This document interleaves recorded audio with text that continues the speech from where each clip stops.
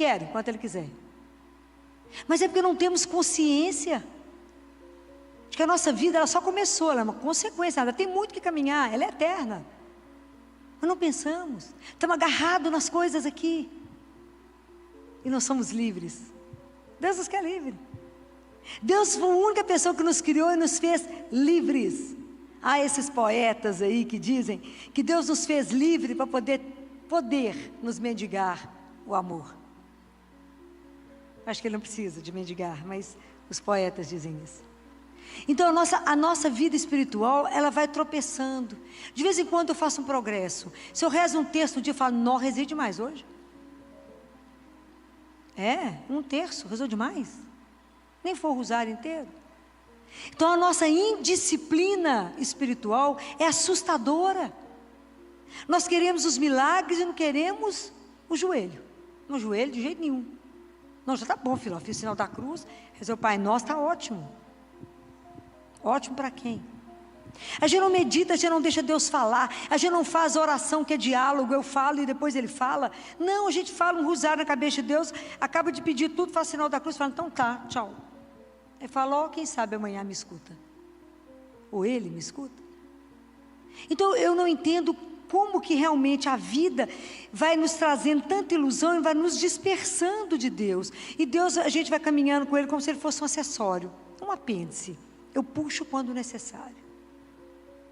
Aí de repente se levanta uma tempestade na nossa vida.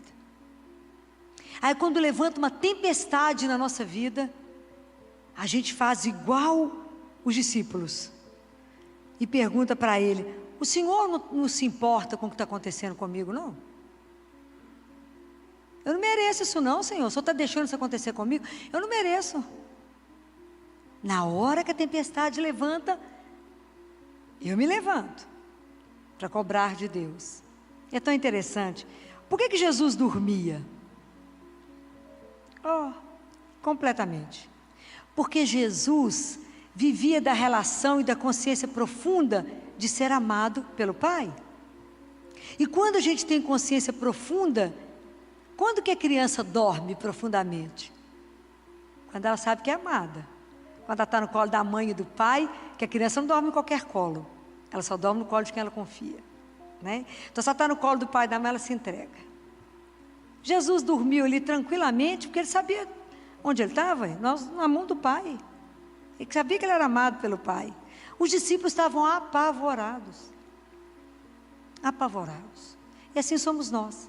Chega um problema, chega uma doença incurável. Chega uma doença que nós temos que passar um aperto ou com a gente ou com quem a gente ama. A gente fica tão desorientado igual os discípulos que não percebe que Deus está junto na barca.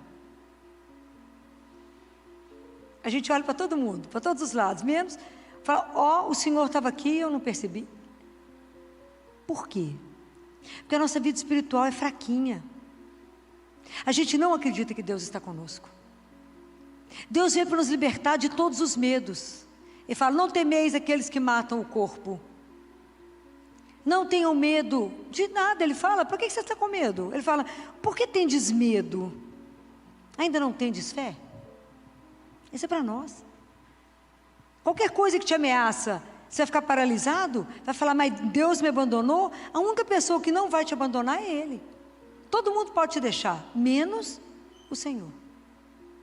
Mas será que de verdade a gente dá conta de viver isso? Santo Agostinho sempre disse, né, que como é que eu conheço o caráter de alguém, onde uma pessoa está na caminhada cristã? É diante do sofrimento. O sofrimento revela exatamente aonde estamos na nossa caminhada espiritual. Porque quando a vida é boa, qualquer pagão assume que Deus existe. É quando a vida está do avesso que eu posso assumir e dizer, Ele é meu Pai. E se isso aconteceu, é porque Ele sabe que isso é o melhor para mim. Santa Teresa de Calcutá, Madre Teresa de Calcutá falava, eu quero agradecer a Deus pelo que Ele me tira. A gente quer agradecer pelo que Ele nos dá. É bem perto a santidade um do outro, né? Um quer pelo que Ele dá, o outro pelo que Ele tira. Mas eu fico pensando como é que Deus tem que ser paciente conosco. Como é que essa fé, como é que eu vou tomar consciência desse amor? Como é que eu vou parar de ter medo? Eu tenho que de verdade viver uma aventura com Deus. Eu tenho que de verdade, quando eu assumo que Deus me ama, falar, eu entrei na barca dele. Eu vou viver uma vida com ele. Vejo? Não. Sinto algo de extraordinário? Não. O que te conduz? A fé. Até eu entender que quando Deus, a gente fala, Filó, mas eu vou me entregar para Deus, mas é muita coisa que Ele exige, os mandamentos. Só prisão, minha filha. O dia que a gente entender que os mandamentos são orientações que o Senhor faz, meu filho, deixa eu te contar, mexe com a mulher do outro, não, vai dar problema.